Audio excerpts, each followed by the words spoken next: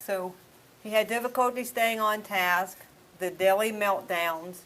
He was often held in from recess because he hadn't completed his classwork assignments, and that's one of the things we want to point out. Please don't do that to kids.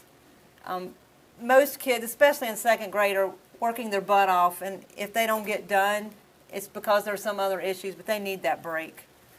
The nightly homework battles, that's one of those I just keep focusing on because that's the same story I hear from other parents.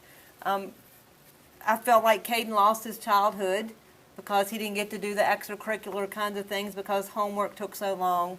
And we didn't really enjoy him as a child because we spent so much time focusing on homework and the things that he couldn't do, and we were continually fighting, and that we didn't really enjoy him as a child. And we didn't understand why he had his struggles because he wasn't diagnosed yet. So we were kind of like the teachers, is you just need to work harder. And when you're telling those students those things, and they really are working as hard as they can, it creates wounds because they're like already working 5 or 10 times harder. He was referred for special education evaluation because his teacher said he was having those meltdowns every day. We decided to have our own testing done outside of the school system, so that therefore the school didn't test themselves. And with that testing, it showed that he had a poor working memory and a slow processing.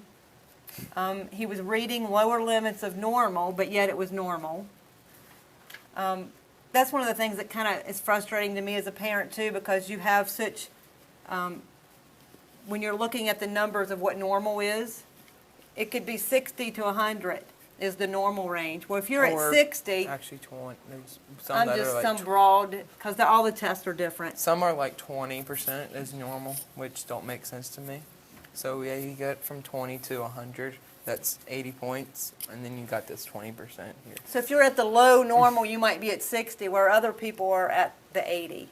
So it really is a huge gap there, but the way the testing is done, I don't like the way I see that all the time. They're low normal or this and that, and if they're low normal, then honestly they're struggling. It just shows you that we're working as hard as we can so we can get to that low normal. It was recommended that he have auditory training by the school speech pathologist. However, he didn't qualify for those services.